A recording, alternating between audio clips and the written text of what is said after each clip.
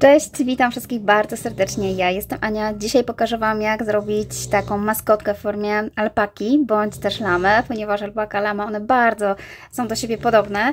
Wiem, że może zgrzeszyłam, bo ktoś dokładnie wie, jak je rozpoznać, ale ja mówię to z perspektywy maskotki, ponieważ ona jest totalnie podobna zarówno do alpaki, jak i do lamy. No ale ja powiedzmy, że dla mnie to będzie alpaka, ponieważ nie wyobrażam sobie nie mieć alpaki, a mieć tyle zimowych swetrów z alpaką, więc jak najbardziej wszystkie dziewiarki zachęcam do stworzenia sobie takiej alpaki jako maskotki na stół, przypominającej o naszych robótkach. Ale nie tylko, ponieważ taka alpaka może zarówno cieszyć naszych milusieńskich małych dzieci, bądź też wnuków. Także ja oczywiście zachęcam do stworzenia takiej alpaki. Wszystkie dane dotyczące jakich użyłam włóczek, jakiego szydełka zostawię poniżej na dole w opisie. Tam również będzie link z 2 sklepami, którymi można nabyć te włóczki. Ja oczywiście serdecznie zachęcam i zapraszam do odwiedzenia tych stron i tych sklepów przez te linki. Dzięki temu ja uzyskuję od Was wsparcie poprzez kupowanie właśnie włóczek w tych 2 sklepach. Także serdecznie dziękuję. Natomiast tak szybciutko, ponieważ to jest coś, czego ja nie wytłumaczyłam robiąc filmu. Ja tą alpakę robię w taki sposób, że używam podwójnej włóczki na ciałko. Dzięki temu uzyskuję taki właśnie taką włóczkę, wełnę można powiedzieć. Taki wygląd właśnie, gdzie ona ma mnóstwo takiej rosnącej sobie naszej wełenki. I żeby uzyskać taki efekt, łączę 2 włóczki. Tą firmę Schehenmayer Lenia Soft plus właśnie Yarn Arn Jeans i te 2 włóczki przerabiam razem, wyjątkowo właśnie na futerko. Natomiast łapki są robione pojedynczą włóczką, również Yarn Arn Jeans i w zasadzie słuchajcie, tyle, ponieważ, no i tak, oczywiście jeszcze szaliczek i uszy, to jest kwestia dowolna, możecie użyć jednokolorowego motka na przykład z tej firmy. Ja akurat nie miałam, więc postanowiłam użyć to, co mam, a jest to również Yarn Art, ale Baby Cotton Multicolor. I to również zostawię w opisie na dole. Oczywiście będziemy potrzebować oczek bezpiecznych. Zostawię w opisie na dole, ile moje mają. No i ewentualnie jakiegoś pomponika na ogonka, ale niekoniecznie można zrobić samemu. Dodatkowo używam takiej włóczki futerkowej. Niestety nie mam etykiety, ponieważ to było kupowane gdzieś w sklepach takich typu Teddy i Kik. Oni bardzo często mają takie właśnie włóczki. Podejrzewam, że jest również firma nasza, która gdzieś tam robi taką futerkową włóczkę, ale niestety Wam nie podpowiem w tym momencie, bo nie mam takiej etykietki. Jest to oczywiście też niekonieczne, żeby mieć takie futerko, ponieważ tutaj możecie sobie zrobić zwykłego, na przykład pomponika, rozczesując na przykład taką zwykłą włóczkę. Dobrze, tyle gadania. Mam nadzieję, że Wam się spodoba moja alpaka i że spróbujecie sobie zrobić dla kogoś bądź dla siebie. Dajcie znać koniecznie w komentarzach, co sądzicie o takiej lamie alpace. Ja się z niej trochę śmieję, bo ja nie jestem ekspertką w robieniu takich rzeczy i czasami po prostu wydaje mi się, że te maskoteczki są no takim poziomie dziecinnym, a ja jednak już te dzieci mam dorosłe, więc nie mam komu robić. Stąd tych maskotek jest mniej trochę na kanale. No ale mam nadzieję, że ta Wam się spodoba. Także serdecznie zapraszam na ciąg dalszy. Naszą alpakę zaczynamy od zrobienia łapek. 4 łapki są takie same, ja już mam zrobione 3, więc przerobię z Wami tą ostatnią 4. Zaczynamy od koloru tego beżowego, które będzie tutaj. Następnie przyłączymy sobie białe. Tak jak Wam wcześniej wspominałam, będę pracowała grubszym białem. W tym celu będę używała 2 szydełek. Pierwszym razem użyję szydełka 2,20 do tej części beżowej, a później zmienię na 2,75 do tej części białej. Więc zaczynamy od kopytka. Oczywiście przydadzą nam się znaczniki, może to być znacznik bądź kawałek włóczki, w zależności od tego, jak wolicie pracować. Ja wolę pracować używając włóczki. Zrobimy sobie magiczne kółeczko, czyli kładziemy sobie włóczkę w taki sposób, owijamy wokół 2 paluszków, przytrzymujemy tutaj kciukiem, wkładam szydełko tutaj, pobieram włóczkę stąd, przytrzymuję sobie tutaj kciukiem tą część, następnie trzymam sobie tutaj włóczkę, a tutaj wkładam 2 paluszki do środka i robię oczko ścisłe. Mamy zrobione pierwsze oczko ścisłe. Tutaj można sobie wyprostować ten sznurek właśnie w środku, żeby nie był nigdzie pozakręcany. Tę tutaj końcóweczkę. Następnie w kółeczku, magicznym kółeczku zrobimy 6 półsłupków. To pierwsze oczko nie jest liczane jako półsłupek. Więc trzymam sobie tutaj 2 palce w środku, tutaj trzymam włóczkę. Oczywiście trzeba sobie wybrać swój ulubiony sposób robienia magicznego kółka i trzymania. Ja pokazuję Wam, jak ja to robię. Następnie wkładamy szydełko pod tutaj te 2 włóczki. Również pobieram włóczkę tutaj od spodu, przeciągam i robię pierwszy półsłupek. Raz. I teraz trzeba sobie wpiąć znacznik w pierwsze oczko, żeby wiedzieć, że to jest nasz pierwszy półsłupek. Mam pierwszy, robię jeszcze 5. 2, 3, 4, 5 i 6. Mamy 6 półsłupków. Raz, 2, 3, 4, 5, 6.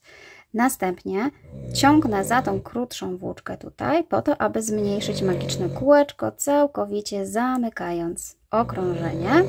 Teraz tu, gdzie mam, w miejscu, gdzie mam znacznik, wbijam szydełko, przeciągam włóczkę i zamykam okrążenie. Teraz moim pierwszym oczkiem jest tutaj to. To jest moje pierwsze oczko i powinna mieć takich 6, czyli raz, 2, 3, 4, 5, 6. Tutaj to małe już jest niewliczane do wzoru, ponieważ tu zrobiliśmy łączenie. Teraz będziemy pracować w okrążeniach, nie będziemy już łączyć ze sobą, tylko dookoła. To był rząd pierwszy. W rzędzie drugim wykonujemy po 2 półsłupki w każdym oczku, czyli robimy tak naprawdę zwiększenie, czyli z 6 powstanie nam 12. Czyli tak, zaczynam od tego oczka tutaj pierwszego wolnego, czyli to jest moje ostatnie, a to jest moje pierwsze. I wykonujemy zwiększenie, czyli po 2 półsłupki w jednym oczku, czyli tak, raz i 2 i wbijam się w kolejne i również robię 2 półsłupki. Raz i 2, raz, 2, raz, 2. Ja robię półsłupki pobierając włóczkę od dołu, wtedy będę miała kształt takich literek V. Jeżeli pobieracie od góry, również tak może być. A na dodatek u mnie to nie będzie aż tak widać, ponieważ będę pracowała z taką włochatą włóczką, więc nie będzie miało to znaczenia. I po raz ostatni tutaj jeszcze mam ostatnie oczko i raz i 2. Jeżeli używacie znacznika, możecie znaczyć za każdym razem ostatnie oczko, natomiast jeżeli używacie włóczki, tak jak ja teraz, po prostu wkładam sobie tutaj włóczkę pomiędzy i wiem, że muszę dojść do tego momentu. Skończyliśmy rząd drugi, mamy 12 półsłupków, następnie wykonujemy rząd trzeci, czyli teraz będę wykonywała sekwencję. Sekwencja to jest powtarzająca się ciąg półsłupków, które musimy zrobić. Czyli w rzędzie trzecim sekwencja to będzie 1 półsłupek, a w kolejnym zwiększenie. Raz i 2. I to była nasza sekwencja. Powtarzamy tak do końca rzędu, czyli w sumie będziemy mieć 6 takich sekwencji, ale po zrobieniu tego rzędu będziemy mieć 18 półsłupków. Jeszcze raz z Wami przerobię całe to okrążenie, następnie później będę już tylko mówiła, jak wygląda sekwencja, żeby oczywiście nie przedłużać filmiku, ponieważ to jest zbędne, a myślę, że już potraficie to zrobić. Czyli tak, za każdym razem 1 półsłupek, zwiększenie, czyli 2 półsłupki w jednym półsłupku i znowu 1 półsłupek i w kolejnym zwiększenie. 1 i 2 w jednym. 1 i popatrzcie, tu mam przeciągniętą włóczkę, która mi mówi, że mam ostatni półsłupek, w którym powinnam mieć zwiększenie. I po zrobieniu tego rzędu znowu zakładam sobie tutaj sznureczek, żebym wiedziała, gdzie jest koniec i przechodzimy do rzędu czwartego, w którym wykonujemy sekwencję 2 półsłupki i zwiększenie, czyli potrzebujemy 3 oczek, ponieważ robimy 2 pojedyncze półsłupki w 2 kolejnych oczkach, czyli to jest raz i 2, a w trzecim robimy po prostu zwiększenie. I znowu tą sekwencję powtarzamy do końca okrążenia, czyli też takich sekwencji będzie w sumie 6. Raz i 2 i znowu 2 półsłupki i zwiększenie. I tak dookoła.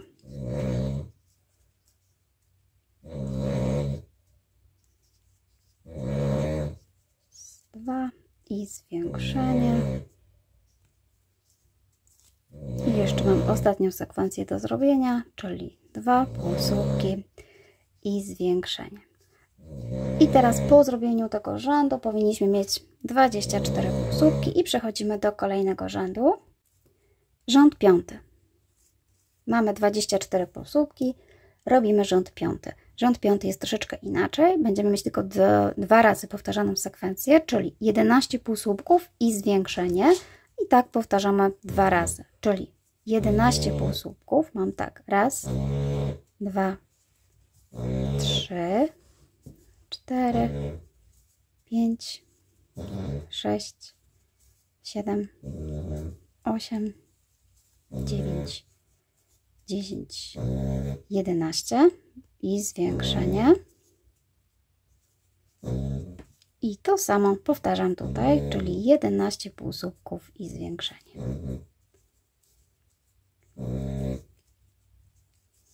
5, 6, 7, 8, 9, 10. Wszystko się zgadza. 11 i zwiększenie. Pamiętajcie, że liczba oczek musi się nam tutaj zgadzać. Musimy zawsze skończyć sekwencję na końcu okrążeniu. Jeżeli Wam się coś nie zgadza, trzeba wrócić i zrobić jeszcze raz, ponieważ wtedy Wam totalnie może pomylić się wzór i nie wyjść tak, jak powinno. Skończyliśmy rząd 5, przechodzimy do rzędu 6. W rzędzie 6 robimy dookoła 26 półsłupków, ponieważ powinniśmy mieć teraz 26, ale wbijamy się tylko w tylną pętelkę z tego oczka. Czyli zobaczcie, ja sobie przełożyłam tutaj włóczkę, zaczynam od tej pętelki tylnej i przerabiam tylko tylną pętelkę, wykonując 26 półsłupków dookoła, czyli powinnam skończyć tutaj. Czyli mam tak, raz, 2, 3, 4, 5, źle mi się zabrało, 5, 6, 7, 8, 9, 10, 11, 12, 13, 14, 15, 16, 17, 18, 19, 20, 21, 22, 23, 24 i tu jeszcze dosłownie mam 2, czyli 25 i 26. Zrobiliśmy sobie rząd 6, czyli w tylną pętelkę 26 półsłupków. Ok, teraz przekładam sobie włóczkę, robimy rząd 7. W rzędzie 7 robimy 11 półsłupków i 2 razy zmniejszenie. Zaraz Wam pokażę. Teraz tak, wbijamy się już w całą pętelkę, czyli zarówno w przednią, jak i tylną. Tutaj powstanie nam tylko taka fala. Następnie robimy 11 półsłupków, czyli tak, raz, 2, 3,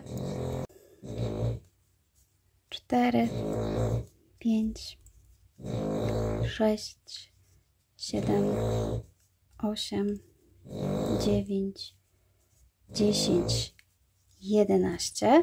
Teraz robimy pierwsze zmniejszenie. Ja zmniejszenie wykonuję tak, że wbijam się od dołu tylko w przednią pętelkę, następnie przekładam tak szydełko, żeby jeszcze raz wbić się od dołu w kolejną pętelkę. Czyli w taki sposób, że wkładam szydełko tu, pobieram tą pętelkę, wkładam tu i pobieram tą. I przeciągam tutaj przez te 2 pętelki włóczkę. Teraz dopiero wykonuję półsłupek. To jest moje zmniejszenie. Pierwsze zmniejszenie. Następnie w tych 2 kolejnych oczkach znowu robimy zmniejszenie, czyli 2 zmniejszenia. Czyli znowu to samo. Wbijam szydełko tutaj, wbijam tutaj, przeciągam i robię półsłupek. I do końca powinno mi zostać 11 półsłupków. Tylko tutaj sprawdzajcie sobie, żeby się wbić w całe oczko, żeby nie pobrać tutaj pętelki ze zmniejszenia. Czyli tak, raz, 2, 3, 4, 5, 6, 7, 8, 9, 10, 11. Zrobiliśmy sobie rząd 7. Na końcu rzędu 7 powinniśmy mieć z powrotem 24 półsłupki dookoła. I teraz wykonujemy rząd 8. Bardzo podobny. Tym razem robimy 10 półsłupków i również 2 razy zmniejszenie i 10 półsłupków. Czyli tu przerabiamy 10. Raz, 2, 3, 4, 5, 6, 7, 8, 9, 10. Tu przerabiamy zmniejszenie przez 2 następne oczka. 2 kolejne to również jest zmniejszenie. I do końca rzędu 10 półsłupków. Raz, 2, 3, 4, 5, 6, 7, 8, 9. Natomiast tutaj przy tym ostatnim 10 półsłupku przeciągnę włóczkę jeszcze beżową, ale przewinę już białą. Czyli w tym momencie zmieniam sobie szydełko na większe, ponieważ używam grubszej włóczki. Ale jeżeli używacie tej samej włóczki i nie robicie sobie włochatej lamy, oczywiście nie trzeba zmieniać szydełka. Zmieniam na 2,75 i biorę sobie tą końcówkę, gdzie mam tą białą z taką włochatą i po prostu przeciągam sobie tutaj na szydełku po to, żeby mieć już białą pętelkę. Mamy skończony rząd 8, powinniśmy mieć 22 półsłupki. W rzędzie 9 robimy białą włóczką dookoła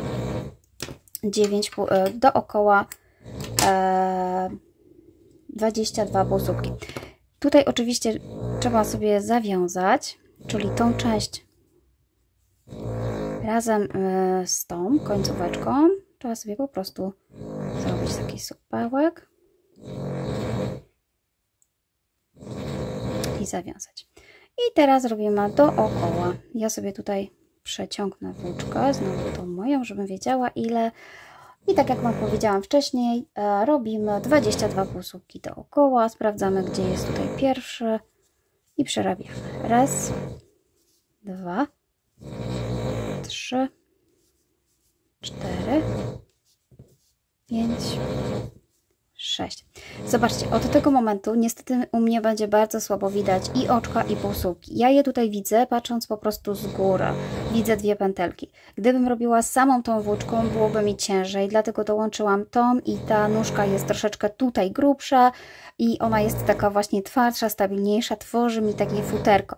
Natomiast jeżeli macie problem właśnie z robieniem z taką włóczką, polecam robić po prostu zwykłą taką, również to będzie ładnie wyglądało. Natomiast ja już nie będę w stanie Wam tak dokładnie pokazywać, jak się wbijam, gdzie robię zmniejszenia czy zwiększenia. Po prostu mam nadzieję, że widzieliście tutaj na tej części, a teraz będę już tylko mówiła, jak będzie wyglądała sekwencja, ponieważ i tak niewiele zobaczycie z tego futerka. Mam nadzieję, że już opanowaliście sztukę robienia zmniejszeń, zwiększeń i wiecie, co to jest właśnie powtarzanie danej sekwencji. Natomiast tu już ostatni raz zrobię sobie dookoła z Wami tą białą część.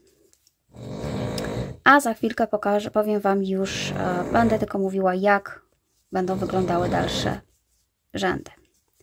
Tutaj sobie dojdę do końca.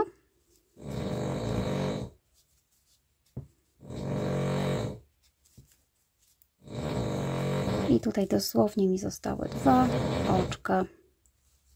Ok. I teraz już nic nie będzie widać. Chociaż mam nadzieję, że coś tam zobaczycie. Dobrze. Mamy przerobiony rząd 9. Przechodzimy do rzędu 10. W rzędzie 10 robimy zmniejszenie. 9 półsłupów, zmniejszenie i tak powtarzamy 2 razy i dzięki temu uzyskamy już 20 półsłupków. Czyli 9. Raz, 2, 3, 4, 5, 6, 7. No też trzeba uważać, żeby mieć 2 włóczki. 8, 9. Piesio się bardzo rozchrapał. Przepraszam Was, ale po prostu no, taka pora chyba. I tutaj robimy zmniejszenie, czyli to samo, co Wam pokazywałam wcześniej, z tym, że tu już mam problem, żebyście to dobrze zobaczyli. Czyli 9 półsłupków, zmniejszenie i do końca 9 półsłupków i na końcu zmniejszenie. Dobrze, mamy zrobiony rząd 9. Przechodzimy do rzędu, przepraszam, mamy zrobiony rząd 10. 9 półsłupków, zmniejszenie. Tym sposobem mamy 20 dookoła. Przechodzimy do rzędu 11, 12 i 13, ponieważ przez 3 najbliższe rzędy robimy dookoła 20 półsłupków, czyli 3 rzędy dookoła po 20 półsłupków. Oczywiście też znaczymy, żebyśmy cały czas byli w tym samym miejscu. Czyli tutaj po prostu budujemy do góry 3 rzędy. Ok, czyli zrobiliśmy 3 rzędy po 20 półsłupków, skończyliśmy jak gdyby na 13 rzędzie, więc przechodzimy do 14 rzędu. W 14 rzędzie robimy sobie zmniejszenie, sekwencję 3 półsłupki, zmniejszenie, czyli to będzie tak wyglądało. Raz, 2, 3 i w kolejnych 2 zmniejszenie. Oczywiście trzeba się tutaj dobrze wpatrzeć, żeby dobrze zmniejszyć. I wykonujemy w sumie 4 razy i będziemy mieć 16 półsłupków, czyli 4 sekwencje po 3 półsłupki i zmniejszenie. Dobrze, skończyłam sobie ten rząd 14, czyli mam 16 półsłupków, zrobiliśmy zmniejszenie. Następnie przez najbliższe 10 rzędów, czyli od 15 do 24 robimy znowu 10 rzędów w okrążeniach na wysokość, czyli po prostu bez żadnych zmniejszeń, na prosto 10 rzędów po 16 takich półsłupków. I ja już wykonam tą część i pokażę Wam, co dalej. Ok, wykonałam sobie 10 takich rzędów dookoła. Stanęliśmy na rzędzie 24, czyli zaczynamy teraz od 25 i zrobimy sobie zmniejszenie. Sekwencja zmniejszenia to są 2 półsłupki i zmniejszenie, czyli tak, raz i 2 i zmniejszenie. Coś takiego. Mam nadzieję, że się tu dobrze wbiłam. No i tą sekwencję powtarzamy do końca rzędu, czyli 4 razy i po skończeniu tego okrążenia powinniśmy mieć 12 półsłupków. Dobrze, zrobiłam rząd 25, czyli w sumie już mam 12 półsłupków. Oczywiście nie powiedziałam Wam, ale w trakcie robienia trzeba sobie uzupełniać nóżkę tutaj sztucznym puchem. Tu troszeczkę więcej, natomiast ja przy brzegach na końcu już tak bardzo nie wypełniam, ponieważ łapki, 2 łapki będą tutaj doczepiane do dołu, więc jeżeli one będą zbyt dużo miały puchu, może się to źle układać, jak również te z przodu, które będą tutaj lepiej i gdyby nie miały za dużo puchu, żeby właśnie opadały, a żeby nam tak po prostu nie sterczały. Dobrze, zrobiliśmy sobie rząd 25, czyli przechodzimy też do rzędu 26 i tutaj w rzędzie 26 robimy już 12 półsłupków dookoła. Już powinniście mieć prawie wypchaną tą łapkę, żeby w zasadzie już pomału zamykać okrążenie, z tym, że zanim sobie zamkniemy, robimy ten ostatni rząd, czyli 12 półsłupków dookoła.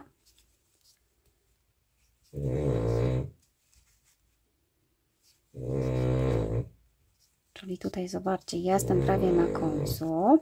O, przerobiłam sobie 12 i teraz tak, przód nóżki jest oczywiście, jeżeli macie znaczenie, to tak jak mi idzie tutaj po skosie, ponieważ były zmniejszenia, ale to jest tył nóżki, ponieważ mamy tutaj przejście, natomiast przód jest tutaj i żeby sobie ładnie zamknąć okrążenia półsłupkami z tej strony, musimy jeszcze przyrobić do tej krawędzi kilka półsłupków. Prawdopodobnie będzie to 6 półsłupków, już Wam pokazuję, czyli tak, to już mogę sobie wyciągnąć. Spłaszczamy sobie tak nóżkę, żeby ładnie leżała przodem, tu gdzie były zmniejszenia, w taki sposób i wykonujemy do tej krawędzi półsłupki. Czyli tak, ja mam raz, 2, 3, 4, 5, może być właśnie 6, 6, Mam 6 półsłupków, jestem z tej prawej strony i teraz będziemy zamykać już okrążenie.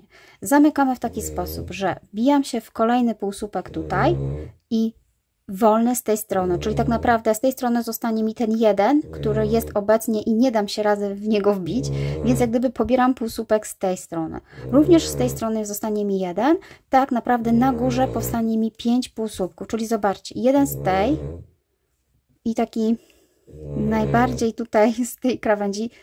Wiem, że u mnie tego nie będzie widać, ale Wy jeżeli robicie zwykłą włóczką, to pewnie widzicie, a jeżeli nie, to nawet nie jest to jakoś bardzo ważne.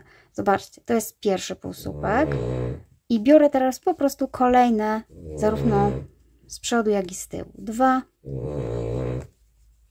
3,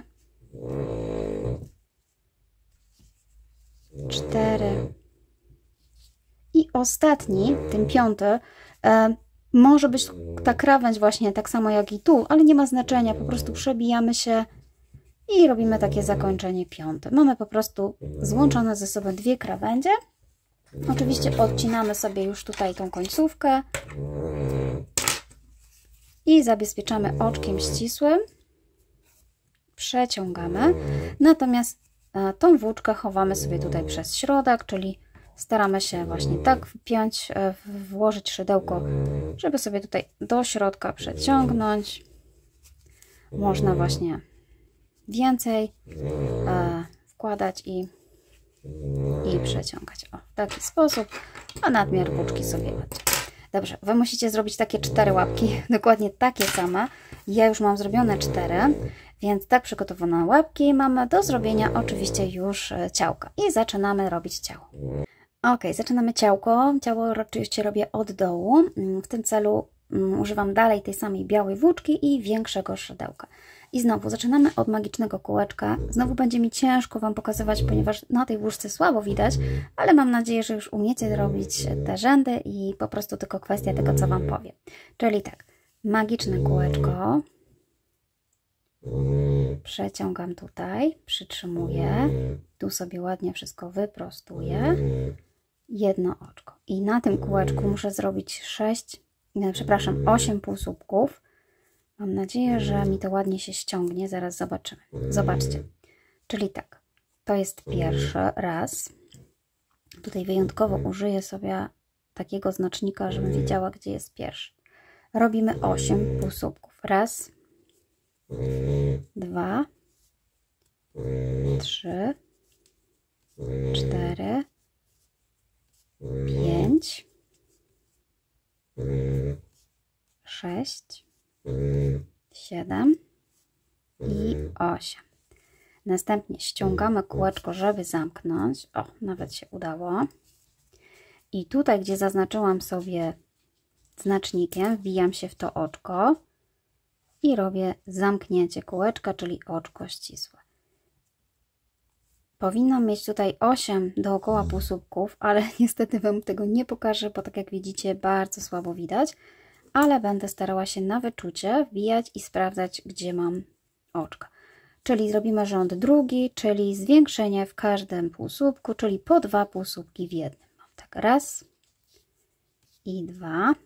Tu mam kolejne 3, 4. Szukam wolnego oczywiście. 5, 6, 7, 8, 9, 10, 11, 12, 13, 14, no udało się. Tutaj w tym ostatnim oczywiście mam do zrobienia jeszcze 2, czyli 15 i 16. No najgorzej jest chyba przejść przez tą część tutaj, później już będzie prościej. Naprawdę. No to jest taka wada i zaleta, bo ładnie wygląda zabawka zrobiona z takim pluszeczkiem, ale niestety trzeba się troszeczkę pomęczyć. Dobrze, rząd drugi, czyli zwiększenia w każdym półsłupku, mamy 16. Następnie robimy sekwencję 1 półsłupek, zwiększenie, 1 półsłupek, zwiększenie i po zrobieniu tego okrążenia powinniśmy mieć 24 półsłupki. Czyli zobaczcie, 1, zwiększenie. 1 i w kolejnym zwiększenie. I tak przerobię dookoła. Dobrze, udało się. Mamy zrobiony rząd trzeci, czyli 1 półsłupek zwiększenie. Mamy 24 półsłupki. Robimy rząd czwarty, czyli 2 półsłupki i zwiększenie. Raz i w kolejnym 2, a w trzecim zwiększenie.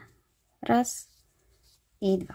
I znowu 2 półsłupki w 2 kolejnych oczkach, a w trzecim zwiększenie. I powinniśmy mieć 32 półsłupki. I mamy zrobiony rząd czwarty, mamy 32 półsłupki. Teraz przechodzimy do rządu piątego, czyli sekwencja 3 półsłupki i w czwartym zwiększenie. Czyli mam tak, raz, 2, 3 i w czwartym oczku robię 2 półsłupki, czyli zwiększenie. I tak wygląda piąty rząd i po zrobieniu piątego powinniśmy mieć 40 półsłupków. Ok, mamy 40 półsłupków, przechodzimy do rządu szóstego. Oczywiście sekwencja 4,5 półsłupki i zwiększenie, ale żeby bardziej zaokrąglić tą część, po prostu podzielimy sobie tylko na początku i na końcu półsłupki, czyli zamiast zrobić 4, tu zrobimy 2 i zwiększenie, a te 2 zostaną nam tutaj. Dzięki temu zmienimy kolejność robienia zwiększeń i ładnie zaokrągli się ten dno. Można było to zrobić też wcześniej, ale myślę, że to jest maskotka i jakoś tak nie będzie to bardzo widoczne. Czyli tak, sekwencja 4 półsłupki zwiększenia, z tym, że tutaj zaczynamy od 2 i skończymy na 2. Czyli zobaczcie, wyjątkowo na początku robimy 2 i zwiększenie. Natomiast oczywiście w dalszej części przerabiamy 4 półsłupki, czyli raz, 2, 3, 4 i zwiększenie. I tak oczywiście powtarzamy cały czas, natomiast już na końcu powinny nam zostać 2 półsłupki. I po zrobieniu tego rzędu będziemy mieć 48 półsłupków dookoła. Zobaczcie, tutaj właśnie na końcu może u mnie tego tak nie widać. Niestety trochę zła włóczka na tłumaczenie, ale właśnie zostały mi 2 półsłupki na końcu. Te, które tutaj zrobiłam, czyli w sumie dają mi 4. Czyli tak jak gdyby trochę przełożona, przesunięta sekwencja, żeby właśnie wyrównać sobie okrążenie i było ładne kółeczko. Dobrze, mamy zrobiony rząd szósty, czyli teraz robimy rząd siódmy, a w rzędzie siódmym robimy 5 półsłupków i zwiększenie i tutaj nie zmieniamy kolejności, czyli 5 półsłupków, 2, 3, 4, 5, a w szóstym zwiększenie, czyli raz i 2. I tak powtarzamy do końca rzędu i będziemy mieć 56 półsłupków. Ok, zrobiłam rząd siódmy i przechodzimy do rzędu ósmego i to jest ostatni na razie rząd zwiększający, czyli robimy 6 półsłupków i zwiększenie, ale tak jak to przy parzystym rzędzie podzielimy sobie tutaj na 3 i na końcu zostaną nam 3, czyli znowu zmieniamy trochę kolejność, ale całościowo będzie to 6 półsłupków i zwiększenie, czyli tak, tu wykonuję tylko 3 w 3 kolejnych oczkach i tu zwiększenie. Natomiast wykonujemy cały czas teraz sekwencję 6 półsłupków i zwiększenie, czyli raz, 2, 3, 4, 5 i 6 i zwiększenie.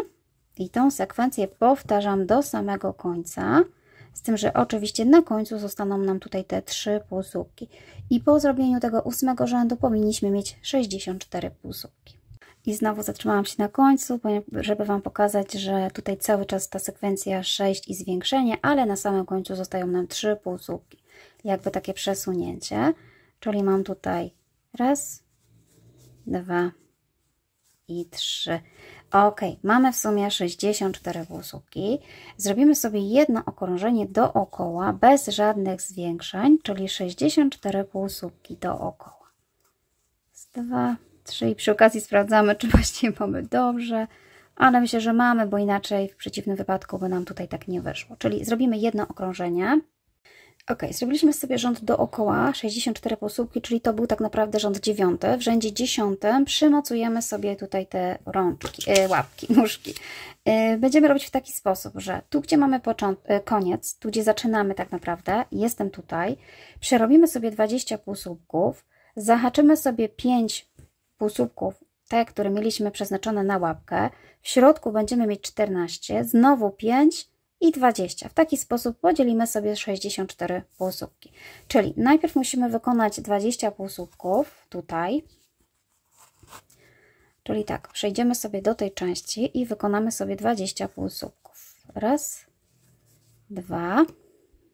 Ok, czyli mam wykonane 20 półsłupków. Bierzemy sobie pierwszą łapkę i uwaga, to oczywiście jest przód tutaj, a to jest tył. Więc żeby mieć przód tutaj do przodu, bierzemy w taki sposób, łączymy ze sobą, żebyście tu widzieli przód, ponieważ po wyprostowaniu to będzie tak wyglądało. Czyli tutaj będzie lewa strona, a w środku będzie od tej części właśnie prawa strona. Czyli tak, kładziemy łapkę do przodu i wyszukujemy 5 najbliższych półsłupków. Żeby się nie pomyliło, można sobie zaznaczyć tutaj te 5. Tak jak mówię, u mnie słabo widać. Raz, 2, 3, 4, ale tu mam 5. Czyli przy tym oczku muszę skończyć, a tu będzie moje następne, więc może zaznaczę sobie tak, żebym w środku miała 5. Tak, żebym wiedziała, że nie wzięłam za dużo. To jest akurat ważne, żeby nie wziąć za dużo. I teraz tak, wyszukujemy tutaj pierwszego oczka. Tutaj wbijamy się w kolejne również, czyli jak gdyby łączymy w taki sposób, że mamy jedno oczko z nóżki i jedno tutaj z ciała. I przekładamy i robimy półsłupek, czyli raz, dwa, trzy, 4 i tutaj mniej więcej gdzieś mam 5. Wiem, że słabo widać, ale uwierzcie mi, czasami jak macie taką włóczkę jak ja, nawet jak wbijacie szydełko, ono prowadzi Was do oczka, ponieważ nie ma jak gdyby takich innych miejsc niż właściwie pod tymi oczkami. I ja wiem, że tutaj nie widać, ale gdy będziecie robić z takiej włóczki, to sami zauważycie, że szydełko aż się pcha, żeby stworzyć taką część. Natomiast jeżeli właśnie robicie tak jak tutaj Wam pokazywałam wcześniej ze zwykłej włóczki, no to na pewno te oczka będzie lepiej widać, ale nie będzie takiego efektu właśnie tego futerka. Czyli tak, przymocowaliśmy sobie pierwszą łapkę i robimy 14 półsłupków dalej. Tutaj dobrze jest właśnie zaznaczyć sobie ten kolejny, żeby się nie pomylić. Czyli tak, 14. Raz, 2, 3, 4, 5, 6, 7, 8, 9, 10, 11, 12, 13 i 14. I znowu szukam sobie tutaj w środku 5. Raz, 2, 3, 4, 5. Ale wbiję się w 6. Tak mi jest wygodniej, żebym wiedziała, gdzie muszę skończyć. Natomiast biorę kolejną łapkę. Znowu tak samo przykładam. I przez 5 najbliższych półsłupków muszę ją przymocować. Czyli tak. Wkładam. I robię półsłupki. Raz. 2. 3, 4 i tutaj jest 5. Ok, tyle. Natomiast reszta to powinno mi zostać 20 półsłupki do końca i mam nadzieję, że mi tak zostało. I wykonujemy sobie ten rząd do końca, czyli 2, 3. Ok, i tak wygląda przyczepiony ten rząd. Tutaj cały czas budujemy sobie tą część na prawej stronie, natomiast już tutaj widzicie ten środek i te takie rozszerzone kopytka. Dobrze, słuchajcie, zrobiliśmy rząd 10 i teraz przechodzimy do rzędu 11 i 19, ponieważ przez rzędy 11 do 19 wykonujemy cały czas dookoła 64 półsłupki, czyli dokładnie to jest 9 rzędów. Od 11 do 19 mamy wszystko już tutaj połączone, więc myślę, że tego nie muszę pokazywać. Po prostu do góry 9 rzędów, 64 półsłupki cały czas dookoła i jak to wykonam, to za chwilkę powiem co dalej. Ok, przerobiłam sobie 9 rzędów na wysokość, cały czas tak samo, tak jak Wam wspominałam i tak wygląda mniej więcej już to ciało, czyli mamy na zewnątrz właśnie łapki, a w środku już tą część na lewej stronie. My pracujemy sobie tutaj i przechodzimy do rzędu teraz tak naprawdę 20, czyli po zakończeniu 19 przechodzimy do rzędu, w którym będziemy już zmniejszać, czyli rząd 20 to jest rząd zmniejszający. Teraz te sekwencje zmniejszające będą troszeczkę mniejsze, więc robimy tak naprawdę pierwsze zmniejszenie dopiero po 14 półsłupkach, jak gdyby będą 4 sekwencje. Robimy 14 półsłupków, 15 i 16 jest zmniejszający i znowu 14 zmniejszające, 14 zmniejszające, 14 zmniejszające, czyli mamy 4 sekwencje po 14 półsłupków i zmniejszenie. I po tej sekwencji powinniśmy mieć 60 półsłupków. Czyli tak, 14, raz, 2, 3, 4, 5, 6, 7, 8, 9, 10, 11, 12, 13, 14, a 15 i 16 oczko to jest zmniejszające. Zobaczcie. I to jest nasza sekwencja i tak powtarzamy jeszcze 3 razy. Po zrobieniu rzędu 20 zmniejszającego robimy rząd 21 dookoła 60 półsłupków, czyli tutaj jest zwykły rząd bez żadnych zmniejszeń, dookoła 60 półsłupków, czyli cały czas. I zrobiłam sobie rząd 21, przechodzimy do rzędu 22, w którym robimy zmniejszenie, tym razem 13 półsłupków i zmniejszenie, czyli raz, 2, 3, 4, 5, 6, 7, 8, 9, 10, 11, 12, 13 i 14 i 15 to jest zmniejszenie. Tutaj. Ok. No i tak powtarzamy do końca rzędu, czyli jeszcze 3 sekwencje i powinniśmy mieć 56 półsłupków.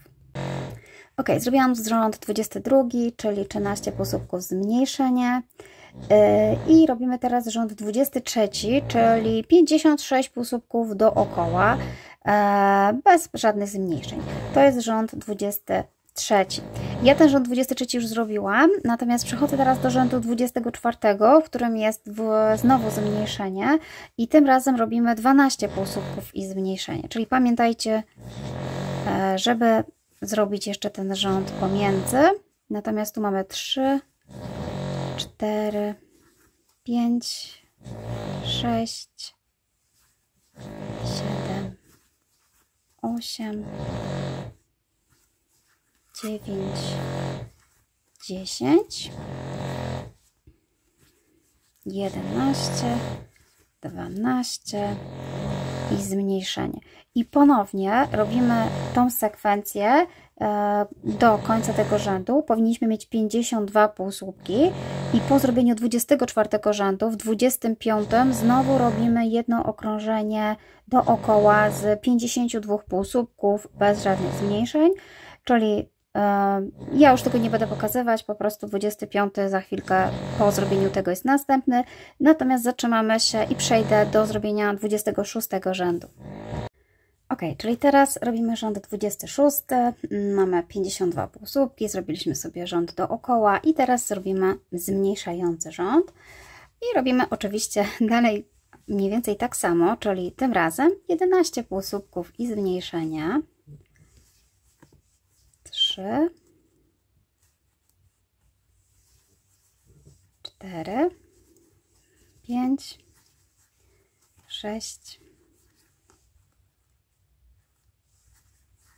7, 8, 9, 10, 11 i tutaj dwóch kolejnych robimy sobie zmniejszenie i tą sekwencję powtarzamy sobie jeszcze 3 razy, tak żeby dojść do końca i po zrobieniu 26 rzędu powinniśmy mieć 48 półsłupków.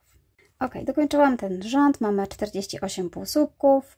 Przechodzimy do rzędu 27 i ten rząd też będzie zmniejszający, czyli nie robię takiego zwykłego dookoła, tylko od razu zmniejszający, czyli tym razem zrobimy sobie 10 półsłupków i zmniejszenie, czyli raz, 2, 3, 4, 5, 6, 7, 8,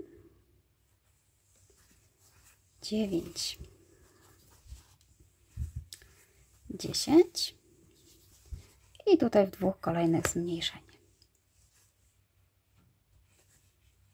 Oczywiście znowu powtarzamy tak do końca rzędu, czyli 3 razy i po zrobieniu tego rzędu będziemy mieć 44 półsłupki.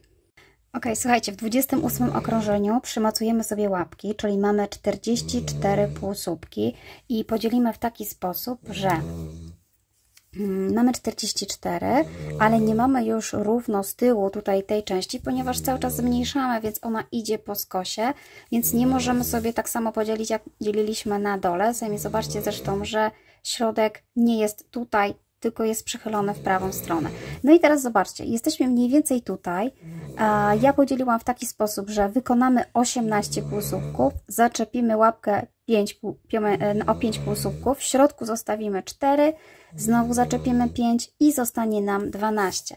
Czyli idąc tym wzorem robimy w taki sposób, że najpierw robimy sobie 18 półsłupków, żeby dojść do momentu, w którym zaczepimy pierwszą łapkę. I ja już sobie tutaj przerobię 18 półsłupków. Mamy raz, 2, 3, 4, 5, 6, 7, 8, 9, 10, 11, 12, 13, 14, 15, 16, 17, 18. Teraz bierzemy sobie drugą łapkę, znaczy trzecią w sumie i zaczepiamy o 5 najbliższych półsłupków. Czyli znowu to samo. Zaczepiamy tak, żeby oczywiście łapka była przodem. Ja już mam tutaj dosyć dużą część ciała i ciężko mi pokazać, ale mam nadzieję, że wiecie, o co chodzi. Cały czas tak samo, czyli wyszukujemy sobie tutaj pierwszy i mamy tak raz, 2, 3, 4 i ostatni tutaj 5. Następnie w środku robimy 4 półsłupki, czyli dosłownie zwykłe 4. Raz, 2, 3, 4. Ja sobie tutaj źle policzyłam, mamy trochę źle wpięte te znaczniki, ale tym się nie sugerujcie w ogóle. I znowu bierzemy kolejną, czwartą łapkę i znowu zaczepiamy o 5 półsłupków. Czyli mamy raz, 2, 3, 4 i ostatnia, 5. Ok, czyli tak naprawdę do końca powinno mi już zostać tylko te 12 półsłupków, więc przerabiamy sobie 12. Oczywiście, tak jak Wam powtarzam, u mnie może słabo widać, ale mam nadzieję, że wiecie, o co chodzi. Staram się może mniej pokazywać, ale niestety tutaj właśnie ciężko cokolwiek zobaczyć. Ja mam nadzieję, że już potraficie czytać, słuchać wzorów. Ok, raz, dwa, trzy, cztery, 5, 6. Ok, po połączeniu łapek zrobiliśmy tak naprawdę rząd łączeniowy, przyłączyliśmy łapki, ale nie było żadnych zmniejszeń, więc nadal mamy 44 półsłupki. Przechodzimy do rzędu 29 i robimy zmniejszenie, czyli tym razem robimy sekwencję 9 półsłupków i zmniejszenie. Czyli cały czas tak samo, po prostu 9. 2, 3, 4, 5, 6, 7, 8, 9 i tutaj zmniejszenie i tak powtarzamy aż do tego momentu i powinniśmy mieć już 40 półsłupków. Ok, przerobione i kolejny rząd to też jest rząd przepraszam, zmniejszający, czyli rząd 30. Tym razem robimy 38 półsłupków i zmniejszenie, czyli raz, 2, 3, 4, 5, 6, 7, 8 i zmniejszenie i oczywiście znowu powtarzamy jeszcze tak 3 razy do tego momentu i powinniśmy mieć już 36 półsłupków. Dobrze, mamy zrobione zmniejszenie, mamy 36 półsłupków i teraz robimy rząd 31, 32, 33 i 34 dookoła po 36 półsłupków, czyli tutaj się nic nie zmienia, 4 rzędy budujemy dookoła. Ok, zrobiłam sobie te rzędy dookoła, czyli jesteśmy teraz przy rzędzie 35 i 35 rząd to będzie zmniejszający, z tym, że troszeczkę inaczej, zmniejszymy do 30 półsłupków, czyli robimy 4 półsłupki i zmniejszenie, czyli tak, mamy raz, 2, 3, 4 i zmniejszenia, czyli 5 i 6 to jest zmniejszający. I takich sekwencji będziemy mieć w sumie 6, a mamy do wykonania jeszcze 5. Czyli działamy sobie tutaj dalej. Znowu raz, 2, 3, 4 i zmniejszenie. I wykonam ten rząd do końca i będę miała 30 półsłupków. Ok, wykonaliśmy sobie rząd 35, czyli mamy zrobione 30 już półsłupków. Natomiast w dalszej części robimy sobie już dookoła wysokość szyi. W zasadzie to od Was zależy, jaką chcecie mieć wysokość, ponieważ cały czas tutaj możemy sobie dowolnie zmienić, jeżeli w zależności, czy po prostu chcecie mieć dłuższą tą szyję, ale wykonujemy sobie na przykład 3 bądź 4 rzędy na pewną wysokość. Ja sobie zrobię 3-4 i powiem Wam, co dalej. Ok, ja zbudowałam sobie już szyję, tak jak mówię, może być tych rzędów więcej, zrobiłam 4, ale jeżeli chcecie wyżej, można zrobić wyżej dowolnie. Skończyliśmy etap robienia ciałka razem z kopytkami. Można sobie już pomału wypychać oczywiście naszą maskotkę, natomiast robimy teraz głowę. Będziemy głowę robić dalej, czyli bez łączenia. Będę liczyła już rzędy od początku, ponieważ tak naprawdę się pogubiłam, a tak jak mówię, można tych rzędów wykonać dowoli tutaj przy szyi, więc w zależności od tego, ile zrobiliście, to numeracja by się zmieniła. Dlatego ja będę liczyła już od początku. Zaczynamy robić szyję, głowę. Oczywiście robimy dalej tym samą włóczką, tym samym szydełkiem. Przechodzimy do pierwszego rzędu. Rząd pierwszy to jest oczywiście rozszerzenie i będziemy robić sekwencję 4 półsłupki i zwiększenie, ale przy rzędach parzystych, gdzie mamy parzystą liczbę półsłupków, rozdzielamy tutaj na pół. Czyli zaczynam od 2 i skończę na 2. Czyli robię 2 półsłupki i zwiększenie, a w dalszej kolejności robię sekwencję 4 półsłupki i zwiększenie. Czyli raz, 2, 3, 4 i zwiększenie. Dalej kontynuujemy 4 półsłupki i zwiększenie do końca rzędu, a na końcu zostaną nam 2 i przerabiamy 2. I powinniśmy mieć już 36 półsłupków.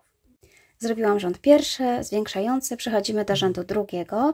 To jest również rząd zwiększający, tym razem wykonujemy sekwencję 5 półsłupków i zwiększenie i powinniśmy mieć 42 półsłupki po zrobieniu całego rzędu. Czyli robimy raz, 2, 3, 4, 5 i w szóstym robimy zwiększenie i powtarzamy tak do końca rzędu.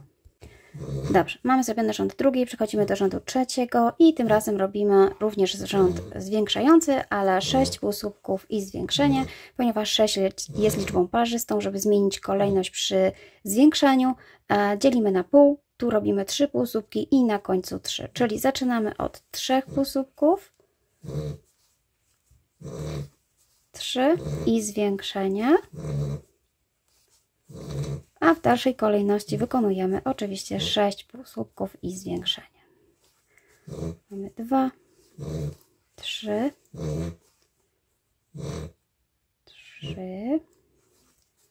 4, 5, 6 i zwiększenie i tak powtarzamy do końca rzędu, a na końcu przerabiamy 3 półsłupki i będziemy mieć 6, czyli 48 półsłupków. Ok, mamy przerobione i robimy teraz kolejny rząd zwiększający, to już chyba jest rząd czwarty. Ostatnie zwiększenie, czyli kolejna sekwencja to jest 7 półsłupków i zwiększenie, czyli zaczynamy od 7 półsłupków. 3, 4, 5, 6, 7, no i oczywiście zwiększenie i tak robimy do końca tego rzędu i powinniśmy mieć 54 półsłupki.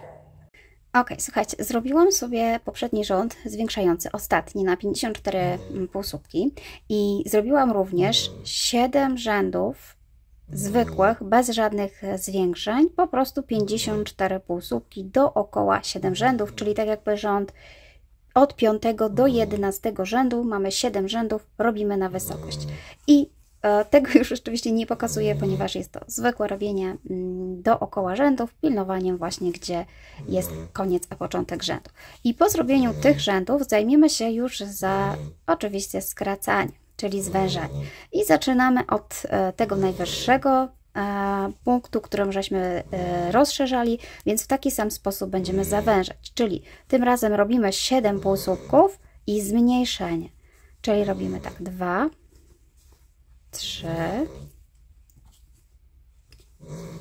4, 5, 6, 7 i zmniejszenie, czyli 8 i 9 jest zmniejszeniem. I tak powtarzamy dookoła, aż dojdziemy tutaj i z powrotem wrócimy do 48 półsłupków. Dobrze, zrobiłam rząd 12 zmniejszający, przechodzimy do rzędu 13, mamy 48 półsłupków, więc robimy dookoła 48 półsłupków, po prostu bez żadnych zmniejszeń, cały rząd 48 półsłupków. Ok, zrobione. Robimy teraz rząd 14, zmniejszający, 6 półsłupków jest zmniejszenie, ale również tutaj rozdzielimy sobie na pół, żeby te zmniejszenia nie były w jednym miejscu, czyli najpierw robimy 3 półsłupki i zmniejszenie, a następnie sekwencja 6 półsłupków i zmniejszenie, a na końcu zostaną nam 3 półsłupki, czyli mamy 2, 3, 4, 5, 6 i zmniejszenie i tak powtarzamy do końca i na końcu przerabiamy 3 półsłupki i będziemy mieć 42 półsłupki. Mamy 42 półsłupki i robimy rząd 15, czyli rząd zmniejszający, przepraszam, rząd w ogóle nie zmniejszający, czyli dookoła robimy 42 półsłupki. Dookoła. Dobrze, zrobiłam rząd zwykły z 42 półsłupkami. Teraz będziemy robić rząd zmniejszający, rząd 16. Ja oczywiście doradzam wypełniać sobie w trakcie robienia puchem. Ja jeszcze nie wypełniam, ponieważ tak mi jest wygodniej Wam pokazywać, ale wypełniać można w dowolnej chwili. Dobrze, robimy rząd zmniejszający, czyli teraz 5 półsłupków i zmniejszenie. 2, 3, 4, 5 i zmniejszenie. I oczywiście powtarzamy tak tą sekwencję cały czas do końca i będziemy mieć już 36 półsłupków. Dobrze, mamy 36 półsłupków, zrobiliśmy zmniejszenie, więc oczywiście robimy jeden rząd bez żadnych zmniejszeń, dookoła 36 półsłupków. 36 dookoła. Dobrze, słuchajcie, jesteśmy już prawie na końcu, za chwilkę będziemy już zamykać główkę, dlatego w tym momencie warto sobie przyczepić bezpieczne oczka. Oczywiście oczka dowolne, tak jak Wam wspominałam na początku. Ja mam akurat takie z różowymi, więc tak przymocuję. Jeśli chodzi o gdzie przymocować, tak naprawdę nie mam tutaj jak Wam powiedzieć, ponieważ u mnie nie widać tych rzędów. Staram się mniej więcej po prostu, powiedzmy w tym momencie, w którym skończyłam, troszeczkę tutaj niżej, czyli tutaj jest u mnie około 2,5 cm. Tak, żeby tutaj zostawić trochę więcej, ponieważ będziemy jeszcze robić pyszczek, żeby było miejsce na ten pyszczek. I tak samo sobie po prostu w tym samym rzędzie po przeciwległej stronie umieścić drugie oko. Jest tutaj ciężko się przebić, bo mam dosyć tutaj grubo, no ale oczywiście trzeba się poprzewijać i pozabezpieczać sobie bezpiecznym zapięciem. Oczywiście to, tak jak mówię, zależy od Was, jak chcecie, żeby te oczka wyglądały, jakie duże. Pamiętajcie, że będzie jeszcze tutaj pyszczek, żeby nie za blisko siebie tych oczek też nie dawać. Dobrze, słuchajcie, ja sobie to zabezpieczam i zaraz powiem, co dalej. Czyli tak, po wsadzeniu już oczek przechodzimy do kolejnego zmniejszenia, czyli tym razem robimy 4 półsłupki zmniejszenie. Można oczywiście podzielić znowu na tutaj 2 i zmniejszenie.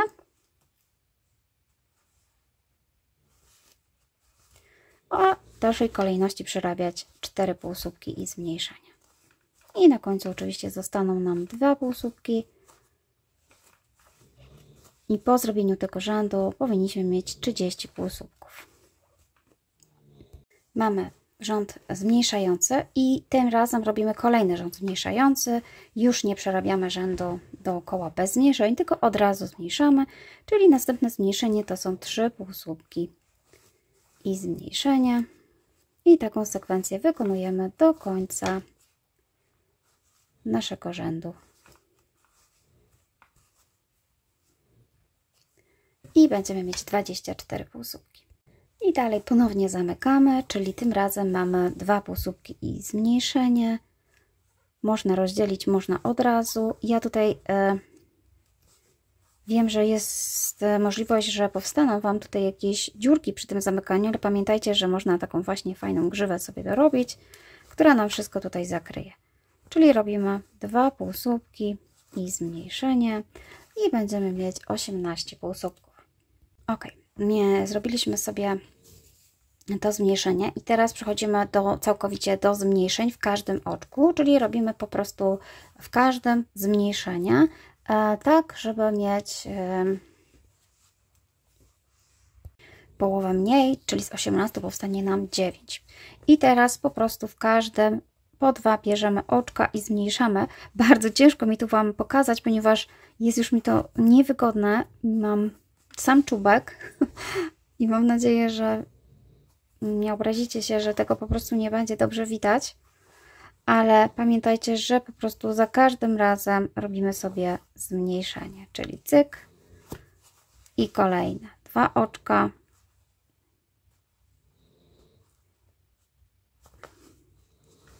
I cyk. No i tak robimy dookoła. Dobrze, słuchajcie, ja zostawiam tak w tym momencie niezamkniętą tutaj główkę. Robię po prostu tutaj jeszcze oczko ścisłe w ten sposób i zamykam sobie oczkiem ścisłym tutaj na samej górze i zostawiam tutaj tą dziurkę, ponieważ będę tutaj dorabiała, zaczepiała sobie taką czuprynkę, więc będzie mi lepiej, jak będę miała tutaj trochę więcej miejsca i w międzyczasie tego też nie będzie widać, a można tutaj od tej strony się jeszcze dostać i zrobić sobie po prostu rzęsy, żeby sobie ładnie tutaj oczko jeszcze wykończyć. Dobrze. Ok, zrobimy teraz pyszczek do naszej alpaki, czyli robimy sobie magiczne kółeczko.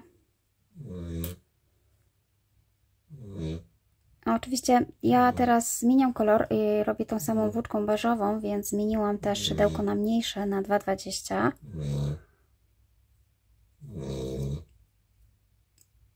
Czyli robię magiczne kółeczko i w magicznym kółeczku robimy 6 półsłupków. Czyli raz, 2, 3, 4, 5, 6. Ciągniemy tutaj za ten sznureczek, zamykamy kółeczko, wbijam się w pierwsze oczko tutaj, akurat one są ładne, widoczne, więc nie muszę mieć znacznika i zamykamy okrążenie. Mamy raz, 2, 3, 4, 5, 6. Tutaj wkładam sobie mój znacznik włóczkowy. Następnie przerabiamy od razu jeden półsłupek i zwiększenie, czyli sekwencja jeden półsłupek i zwiększenie. Raz i 2. Jeden półsłupek i zwiększenie. I znowu jeden półsłupek i zwiększenie. Dokładnie 3 razy ta sama sekwencja i mamy 9 półsłupków. Przechodzimy do rzędu trzeciego i robimy 2 półsłupki i zwiększenie. Czyli wybieram pierwsze oczko, raz i 2 i zwiększenie. I znowu 2 półsłupki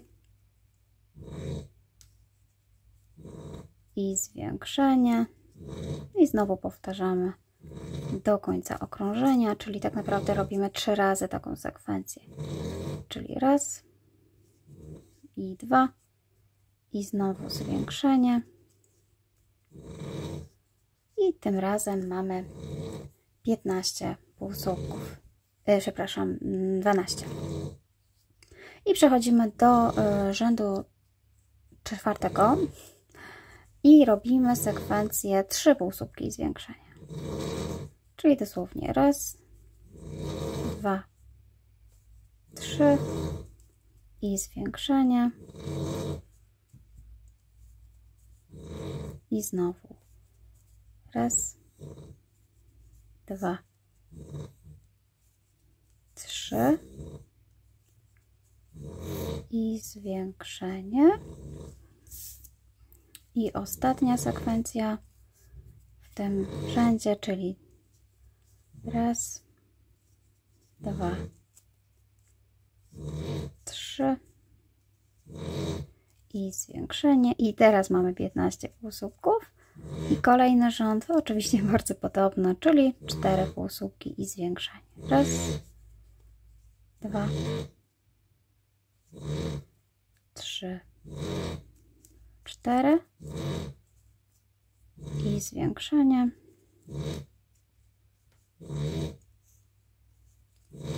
Raz, 2, 3, 4 i zwiększenie. Raz, 2, 3, 4 i zwiększenie. I teraz tak, w zasadzie ten dzióbek byłby gotowy, tylko pamiętajcie, że to wszystko zależy, czy robicie tak samo jak ja, podwójną włóczką, bo trzeba sobie po prostu przymierzyć i sprawdzić, czy on nie będzie za mały.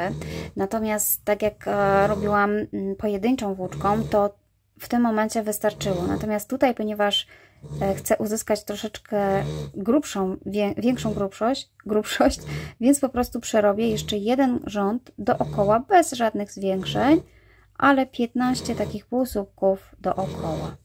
żeby on troszeczkę był większy.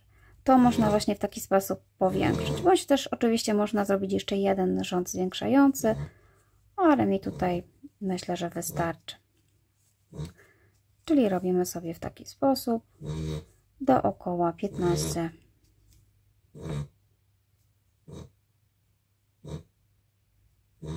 Przepraszam, jest 18, bo się zacięłam. Oczywiście było 4 i zwiększenie, więc ostatni rząd to jest 18 półsłupków. Ok, w tym momencie przerabiam sobie tutaj ostatni, wyciągam sobie już to, ostatnie jeszcze oczko jako oczko ścisłe, żeby zniwelować trochę różnicę, i drugie też. Odcinam sobie trochę dłuższy kawałek włóczki i użyję go do przyszycia do pyszczka. I tutaj robię sobie oczko ścisłe, żeby mi się nie spruło. Natomiast właśnie teraz możemy sobie przyszyć tą część. Ok, słuchajcie, w międzyczasie zrobiłam sobie jednak biały dzióbek, bo ten wydawał mi się trochę śmieszny, jak ptak wyglądał. Oczywiście to wszystko zależy od Waszej interpretacji kolorów. Przymocowanie tego dzióbka polega tylko na tym, że oczywiście zanim tutaj można jeszcze dołożyć, zanim przyszyjemy, trochę puchu, ale ten puch można dołożyć już przy końcu, żeby się oczywiście nam lepiej zszywało. Układamy sobie go mniej więcej w taki sposób i po prostu pobieramy tutaj raz włóczkę z tej strony, raz oczko i sobie mniej więcej przyszywamy dookoła. Ja od razu mówię, że ja nie jestem dobra w takim rękodzielniczym przyszywaniu i wykańczaniu takich maskotek. Strasznie tego nie lubię i wydaje mi się, że też nie wychodzi mi to ładnie. Dlatego nie chcę tutaj pokazywać, jak robić rzęsy, czy jak robić takie powieki. Wydaje mi się, że na różnych kanałach są takie rzeczy, jak to robić. Ja po prostu się do tego nie nadaję, przyznaję się bez bicia. Takie wykończenie nie jest po prostu w moim stylu. Dlatego może nie wszystko dokładnie jestem w stanie Wam tutaj wytłumaczyć. Ok. Czyli tak, przyszywamy sobie mniej więcej dookoła i na samym końcu, kiedy już przyszyjecie, po prostu trzeba sobie dodać trochę więcej tego puchu. No i zajmiemy się także tym pyszczkiem, żeby sobie tutaj jeszcze czarną włóczką nanieść pewne rzeczy, żeby nie wyglądał jak ptaszek. Ok, przyszyłam sobie dzióbek. Tak jak Wam wcześniej wspominałam, ja korzystam z tego, że mam jeszcze tutaj tą dziurkę, więc jakiekolwiek rzęsy czy brwi robię sobie w taki sposób, że luźno wkładam sobie tutaj igłę i przebijam się właśnie dosyć taką długą igłę w taki sposób, żeby właśnie mieć tutaj tą końcówkę. I teraz tak, jeśli chodzi o ten pyszczek, to robimy w taki sposób, że również bijam się tutaj mniej więcej w takim środku, znaczy przed, o zobaczcie, o tutaj. Zaraz się przebiję, to Wam tutaj to pokażę. O, tu był środek i wbijam się na równo tutaj przed. Tutaj nawet nie trzeba do końca, można sobie zostawić, żeby nie mieć tutaj słupełków. I robimy sobie tutaj taki nosek z jednej strony. O, i można na przykład wracać w taki sposób. Tak jak mówię, nie jestem w tym dobra, więc jeżeli macie lepszy pomysł, to oczywiście skorzystajcie sobie. Raz i znowu. Tak samo wbijam się jeszcze raz w ten środeczek tutaj. Mniej więcej. I z drugiej strony symetrycznie robię sobie takie nosek. I z powrotem wbiję się jeszcze raz tutaj na środek.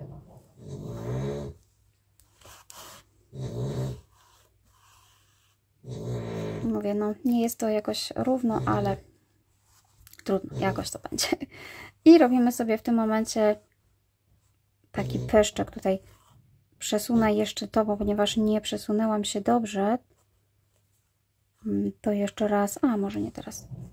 Czyli zrobimy sobie teraz nosek tutaj, muszę się wbić i z powrotem wrócę w to samo miejsce.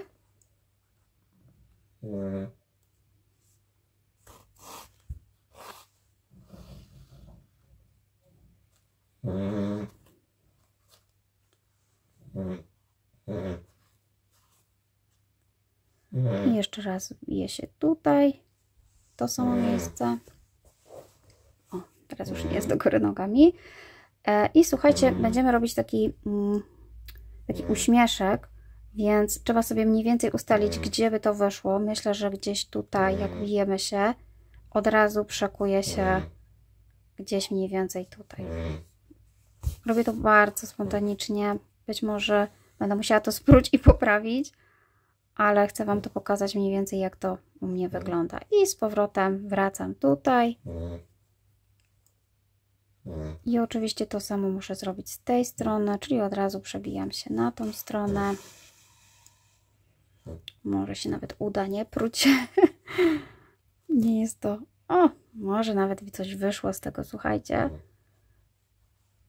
Jak już mam pewność, że jest w miarę ok, no to się przebiję gdzieś tutaj do góry, żeby sobie zablokować tą włóczkę. Tak jak mówię, jest to pokazane mniej więcej. Jeśli potrzebujecie zrobić w inny sposób, bądź dokładniej, możecie skorzystać zupełnie z innego sposobu. Myślę, że tak to zostawię, bądź jeszcze tutaj coś poprawimy, ale wydaje mi się, że powinno być dobrze.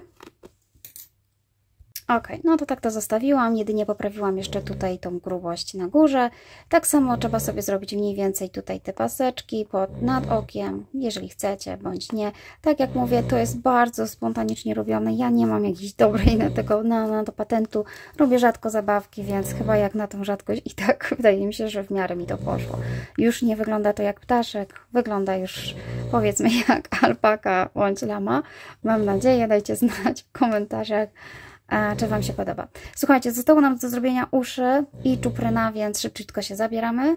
Dobrze, zajmiemy się teraz uchem. Tak będzie wyglądało jedno ucho. To są po prostu dwa kółeczka, które będziemy ze sobą tutaj łączyć. I fajnie, jeżeli będziecie mieć jakiś w innym kolorze. Ja oczywiście wybrałam taki trochę kolorowy, ponieważ nie mam takiego zwykłego różowego. Myślę, że taki też może być. Ale to wszystko jedno. Dobrze, tak naprawdę będziemy robić bardzo podobnie te uszy. Ja Wam pokażę, na którym etapie kończymy robić ten kolorek i zrobimy sobie dalej biały. Zaczynamy od magicznego kółeczka. Jeszcze raz.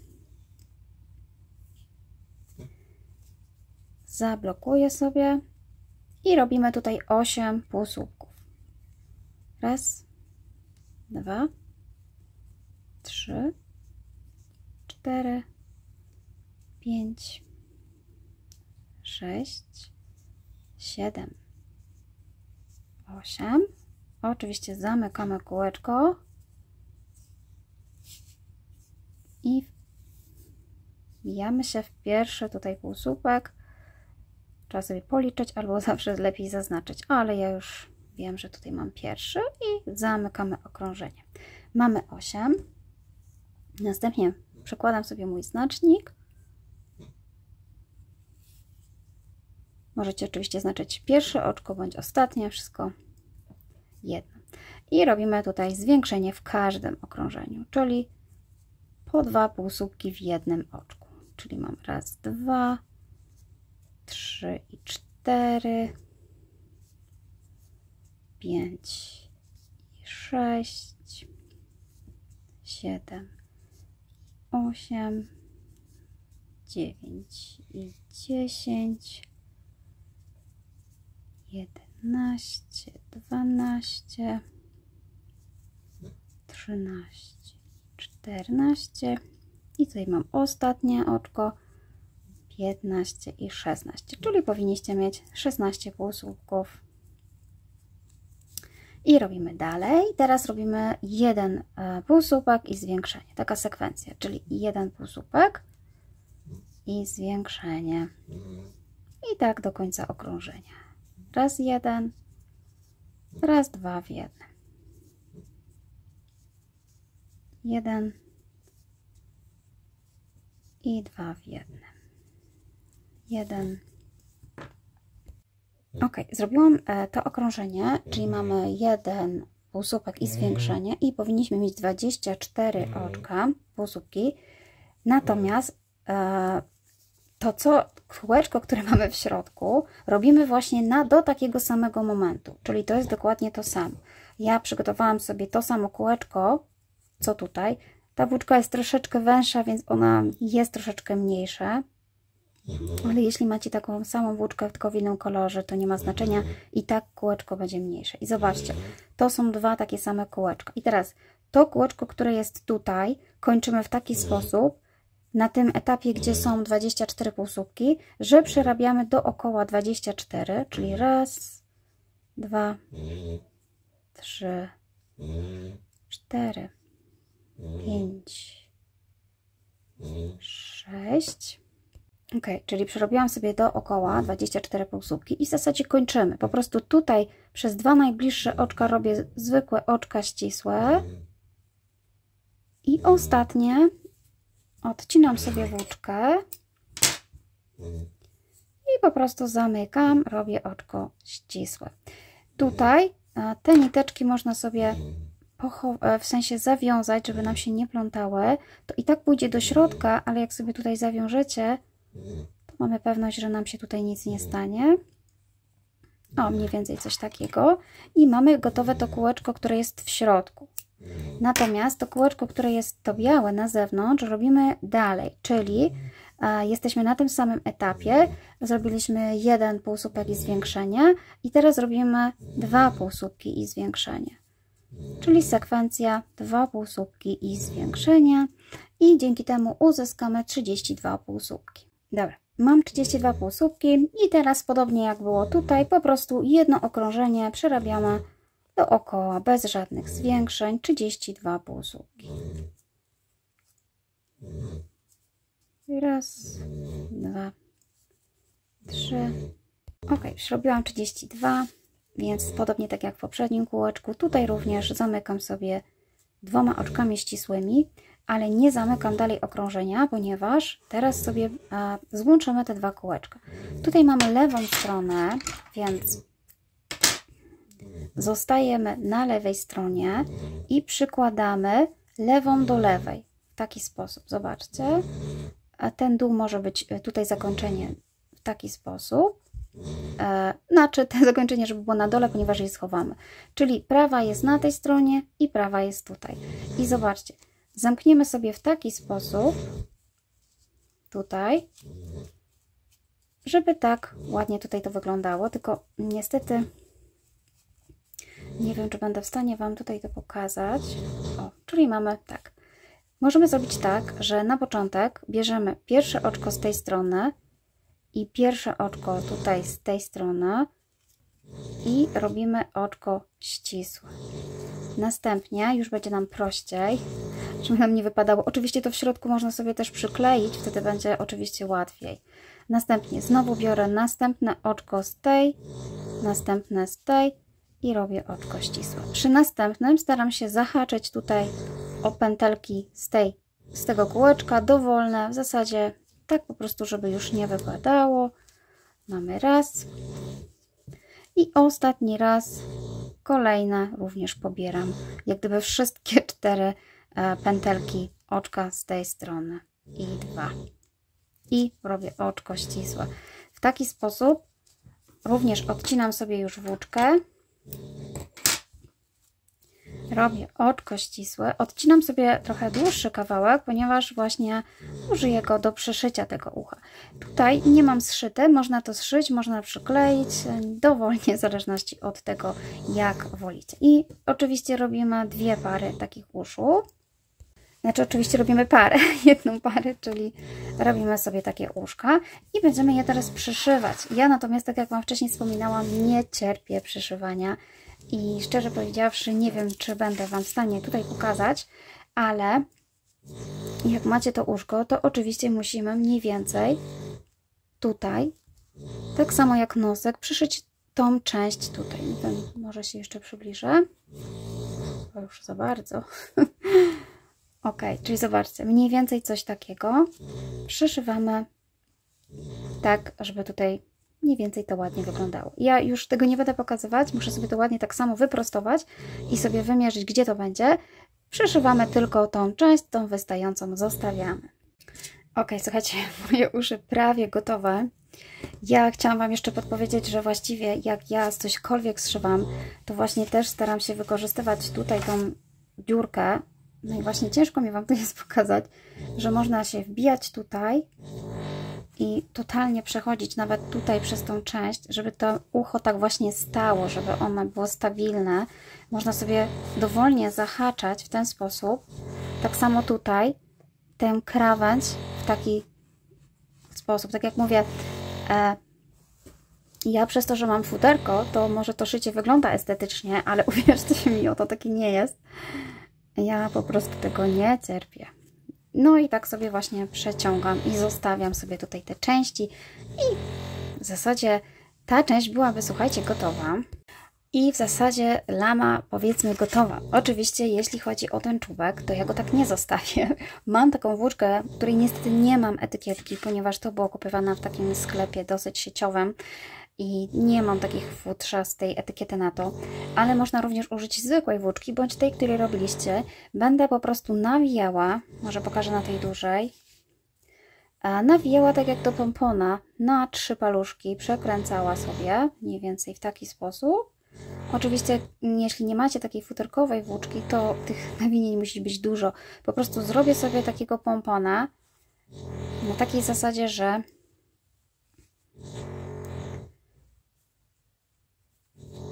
będę chciała uzyskać właśnie taką grzyweczkę, słuchajcie, no coś takiego.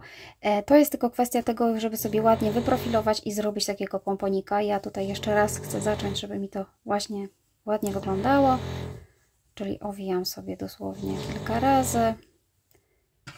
Kiedy uznam, że już tyle wystarczy, to przewiążę sobie tutaj tą włóczką.